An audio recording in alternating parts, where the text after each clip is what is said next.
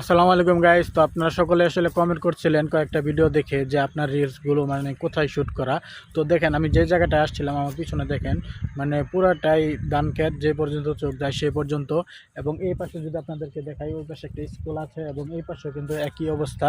এবং অপোজিট সাইডে কিন্তু একটা রাস্তা আছে এবং রাস্তার ওই পাশেও কিন্তু মানে এরকম বিশাল ধান ক্ষেত। আসলে এটা হচ্ছে গ্রামের সৌন্দর্য। এবং এই পাশে মানুষ কিন্তু ধান লাগাচ্ছে, আসলে দেখা যাচ্ছে কিনা। তো কিছুদিন পর যখন মানে ধানগুলো বড় হয়ে যাবে তখন কিন্তু এই জায়গাটার সৌন্দর্য আরও বেড়ে যাবে। তো এখানে মানে চারদিকে শুধু সবুজ শ্যামল দেখা যাবে। যখন আসলে মানে ধান গাছগুলো বড় হবে তখন এখানে এসে অবশ্যই আসবো এবং ভিডিও শ্যুট করব এবং তখন আপনাদেরকে দেখাতে পারবো। তো কিছুদিন আগে কিন্তু ধানগুলো কাটা হয়েছে, আপনারা যদি জায়গাটা দেখেন তাহলে বুঝতে পারবেন।